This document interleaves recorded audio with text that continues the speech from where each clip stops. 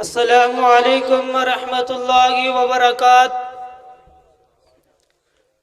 الحمدللہ والصلاة والسلام علی رسول اللہ، اما بعد۔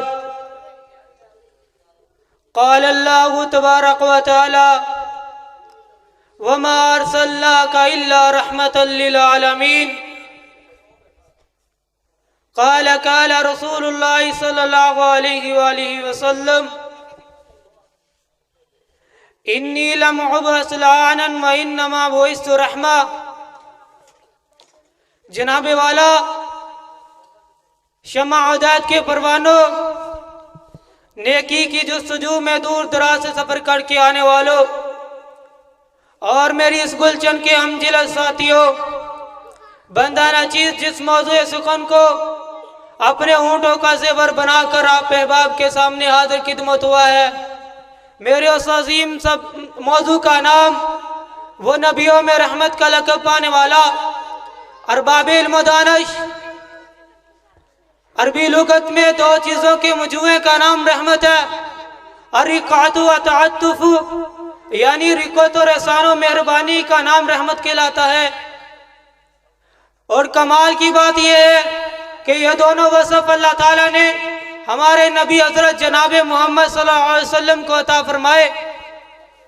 عزیزان ملت، یہ بات روز روشن کی طرح واضح ہے کہ اللہ تعالیٰ نے محبوب کائنات کو بے شمار ظاہری باطنی اور کمالات و خصوصیات سے مشرف فرمایا،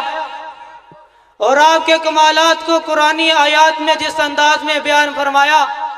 وہ بھی بے مثل و بے مثال ہے۔ مگر آج کی ہماری زیر بعثت مقدسہ میں سرور کائنات کی جو جامعیت، اکملیت اور افضلیت بیان فرمائی گئی ہے، اس منقبت نے اس آیت کریمہ کو دوسری تمام آیات سے ممتاز و منفرد کر دیا۔ ارشاد ہوتا ہے: وَمَا أَرْسَلْنَاكَ إِلَّا رَحْمَةً لِّلْعَالَمِينَ۔ اے محبوب، ہم نے آپ کو تمام جہانوں کے لیے رحمت بنا کر بھیجا، اپنوں اور بگانوں کے لیے، دوستوں اور دشمنوں کے لیے، کافروں اور مسلمانوں کے لیے، مردوں اور عورتوں کے لیے، بچوں اور بوڑھوں کے لیے، جوانوں اور بزرگوں کے لیے، مردوں اور عورتوں کے لیے، عربیوں اور اجمیوں کے لیے، فارسی اور ایرانی اور فارسیوں کے لیے، افغانی اور ترانیوں کے لیے، انسانوں اور حیوانوں کے لیے، جنوں اور فرشتوں اور جنوں کے لیے، درختوں اور پتوں کے لیے، پھل اور پھولوں کے لیے، حیوان، نباتات و جمادات کے لیے، فصلات و باغات کے لیے، پہلوں اور پچھلوں کے لیے۔ الغرض، اگر میں یہ بات کروں تو شاید غلط نہ ہوگی، اللہ نے میرے پیغمبر کو تمام جہانوں اور تمام جہانوں کی تمام اشیاء کے لیے رحمت بنا کر بھیجا۔ شاعر بھی بول اٹھا اور لکھنے پر مجبور ہوا: وہ نبیوں میں رحمت کا لقب پانے والا، وہ نبیوں میں رحمت کا لقب پانے والا، مرادیں غیروں کی بل لانے والا، مصیبت میں غیروں کے کام آنے والا، وہ اپنے پرائے کا غم کھانے والا۔ ارباب علم و دانش، میرے آقا امت کے لیے سراپائے رحمت بنائے، کیونکہ قرآن کہتا ہے: حریص علیکم بالمؤمنین رؤوف الرحیم۔ قرآن کہتا ہے: فمن تبعنی فإنہ منی ومن عصانی فإنک غفور رحیم۔ قرآن کہتا ہے: ان تعذبہم فإنہم عبادک وإن تغفر لہم فإنک انت الغفور الرحیم۔ کیونکہ حدیث کہتی ہے: قال اللہم امتی، اللہم امتی ببقا، میرے آقا کافروں کے لیے رحمت، کیونکہ حدیث کہتی ہے: انی لمبعوث لعانا، میرے آقا جانوروں کے لیے رحمت، کیونکہ حدیث بیان کرتی ہے: ما قطع من البہیمۃ وہی حیۃ وہی میتۃ، اگر کسی زندہ جانور کے جسم کا کوئی حصہ کاٹ لیا جائے تو وہ مردار ہے، حلال نہیں۔ میرے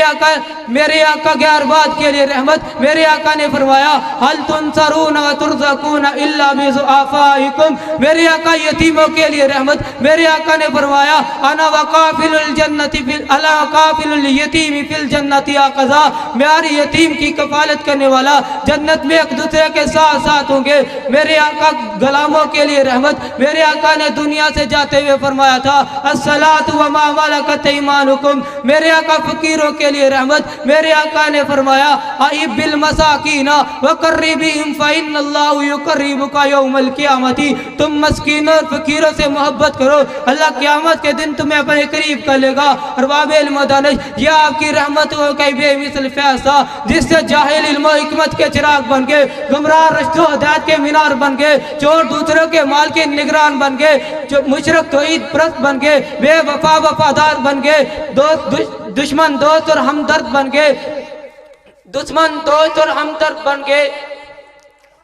دشمن دوست اور ہمدرد بن گئے، بے وفا وفادار بن گئے، یتیموں کو بیٹیوں کو زندہ دفن کرنے والے طرفائی شفقت و مہربان بن گئے، ظالم مظلوموں کے حمایتی بن گئے۔ اور یہ بات کہہ کر کل اختتام کرتا ہوں، الگڑھ جہنم میں جانے والے جنت کے وارث و ٹھیکیدار بن گئے۔ ہندو پنڈت بھی اٹھا اور لکھنے پر مجبور ہوا، کس نے ذروں کو اٹھایا اور صحرا کر دیا، کس نے ذروں کو اٹھایا اور صحرا کر دیا، کس نے قطروں کو ملایا اور دریا کر دیا، کس نے قطروں کو ملایا اور دریا کر دیا، کس کی حکمت نے یتیموں کو کیا در یتیم، کس کی حکمت نے یتیموں کو کیا در یتیم، اور غلاموں کو زمانہ بھر کا مولا کر دیا، اور غلاموں کو زمانہ بھر کا مولا کر دیا۔ وما توفیقی الا باللہ۔